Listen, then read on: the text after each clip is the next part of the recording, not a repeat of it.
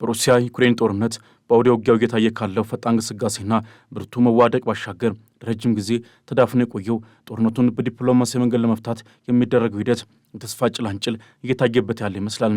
በስዊዘርላንድ ጄኔቫ በአሜሪካና ዩክሬን ልዑካን ቡድን አባላት መካከል ከተካሄደ ውይይት በኋላ አሜሪካና ዩክሬን ከሩሲያ ጋር ያለውን ጦርነት ለማቆም የተሻሻለና ግልጽ የሰላም ማዕቀፍ ማዘጋጀታቸውን አስታውቀዋል። ይህም ከዚህ ቀደም በትራምፕ አሰራር ተዘጋጅቶ የነበረውንና በኪየቭ እንዲሁም በአገሮቿ ዘንድ ለሩሲያ ከመጠን በላይ ያደላ ነው ተብሎ የታየውን እቅድ ያሻሻለ ነው ተብሎለታል። በጄኔቫ ከውይይቱ በኋላ በወጣው የጋራ መግለጫ ሁለቱ ወገኖች ውይይታቸው በጣም ውጤታማ እንደነበርና በመጪዎቹ ቀናትም እንደሚቀጥል ገልጸዋል። ከሩሲያ የሚሰነዘረውን ስጋት በመከላከል የኪየቭን ደህንነት እንዴት ማረጋገጥ እንደሚቻልን ጨምሮ መፈታት ስላለባቸው በርካታ ጉዳዮች ላይ ዝርዝር መረጃ ግን አልሰጡም ተብሏል።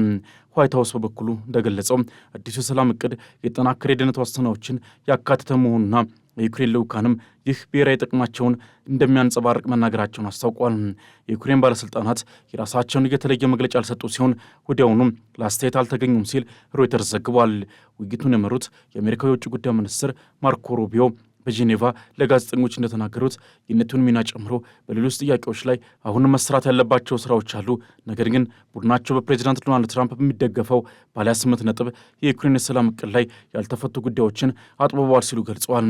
በኪየቭ የጦር ኃይሎች ላይ የቀረበውን ገደብና አከራካሪ የሆኑ የግዛት መስጠት ሀሳቦችን ወደ ኋላ የሚገፋ የተሻሻለ የአሜሪካ እቅድ ካዘጋጁ በኋላ የአውሮፓ ባለሥልጣናት የአሜሪካና የዩክሬን ልዑካን በንግግሩ መቀላቀላቸውም ተኩስ አቁም እቅዱ ከዚህ ቀደም ከነበሩ የሰላም ሀሳቦች በተለየ መልኩ ለቀጠናው መረጋጋት እንዲዞ ሊመጣ ይችላል በሚል ጠብቋል። ከዚህ ቀደም ትራምፕ ዩክሬን በጦርነቱ ወቅት አሜሪካ ላደረገችው ጥረት አመስጋኝ አልነበረችም ማለታቸው የዩክሬን ባለሥልጣናት ለአሜሪካው ፕሬዚዳንት ድጋፍ ያላቸው ምስጋና አጽንኦት ሰጥተው እንዲገልጹ ገፋፍቷቸዋል። የአውሮፓው እቅድ ዩክሬን በአሜሪካ እቅድ ከተቀመጠው የበለጠ ሰፊ ወታደራዊ እንዲፈቀድላትና መሬት ልውውጥ ንግግሮች የትኞቹ አካባቢዎች የሩሲያ እንደሆኑ ተደርገው ሊወሰዱ ይገባል ከሚለው አስቀድሞ የተወሰነ እይታ ይልቅ አሁን ካለ የጦር ግንባር መስመር መጀመር እንዳለባቸው ያቀርባል።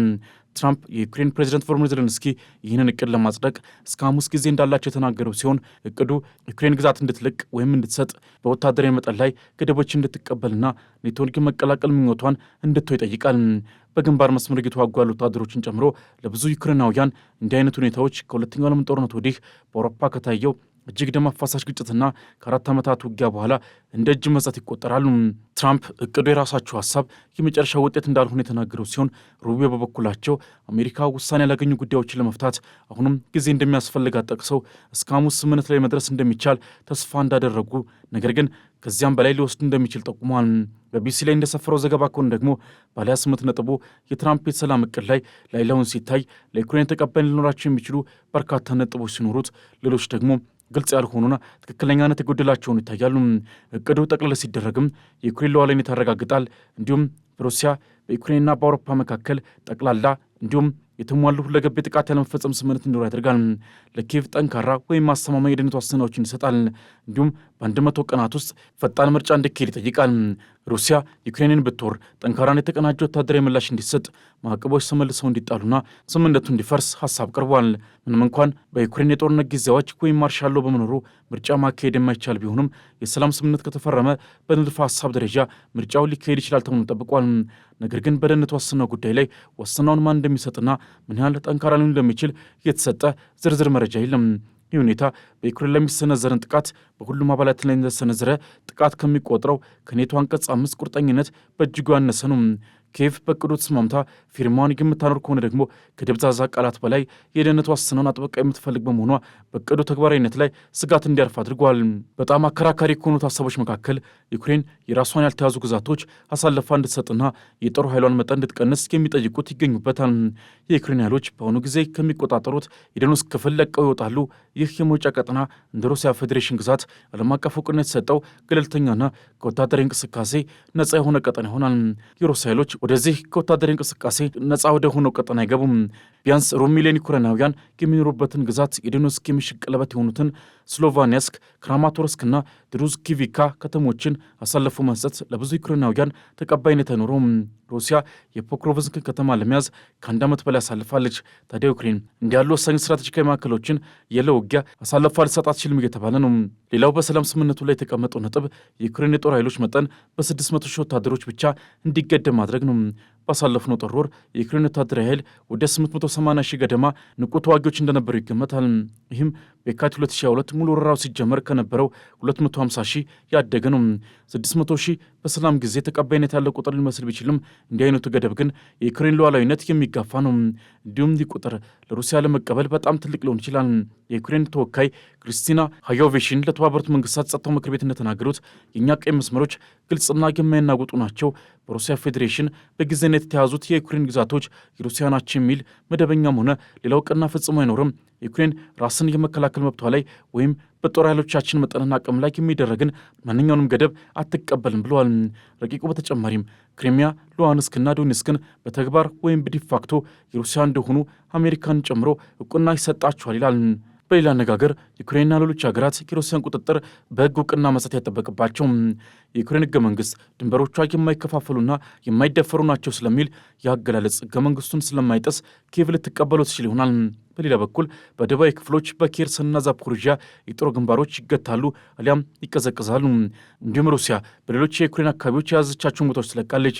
ይህም በሰሜን ምስራቅ የካርኪቭና ሱሚ ክልሎች እንዲሁም በደቡብ የማይኮሌቭ ክልልን የሚመለከት ነው። ረቂቁ በዩክሬን ስትራቴጂካዊ የወደፊት ዕጣ ፈንታ ላይ ወሳኝ ግዴታዎችን ያስቀምጣል። ዩክሬን ኔቶ እንደማትቀላቀል በሕገ መንግሥቱ ውስጥ ለማስፈር ተስማማለች።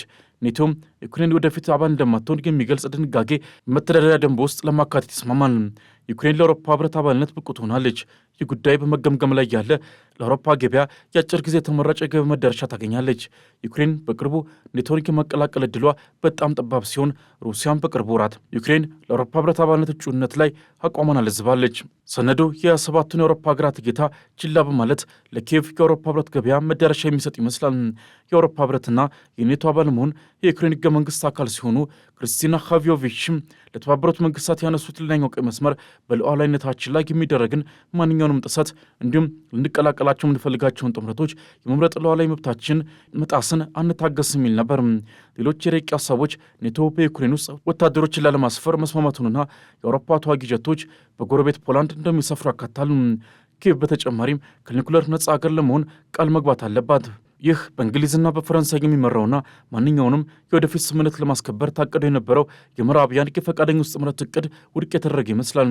ዩክሬን በሞስኮ ወይም በሴንት ፒተርስበርግ ላይ ሚሳኤል ከተኮሰች የደህንነት ዋስትና እንደፈረሰ ይቆጠራል የሚል ድንጋጌ ቢኖርም በርካታ ተንታኞች እቅዱ በዩክሬን ወታደራዊና የጦር መሳሪያ ኢንዱስትሪ ላይ የጦር መሳሪያ ገደብ እንደማያስቀምጥ ጠቁሟል። እንዲሁም ዩክሬን ያመረተቻቸው ባሉት እንደ ፍላሚንጎና ሎንግ ኒፒቱ ሚሳኤሎች ባሉ የረጅም ርቀት ጦር መሳሪያዎች ላይ ገደብ አያስቀምጥም። ይሁን እንጂ ይህ የተረጋገጠ የመጨረሻ የሰላም እቅድ አይደለም ተብሏል።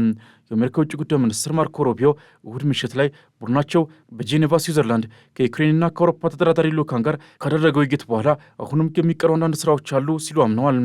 የአሜሪካው ከፍተኛ ዲፕሎማት አክለውም ነገር ግን ዛሬ በዚህ ሰዓት ጠዋት ከጀመርንበትና በእርግጠኝነት ከአንድ ሳምንት በፊት ከነበርንበት እጅግ የተሻለ ደረጃ ላይ ደርሰናል ብለዋል። ነገር ግን ምን ከሆነ ያልተስማሙባቸው ነጥቦች እንደቀሩ በዝርዝር ለመናገር ፈቃደኛ አልሆኑም።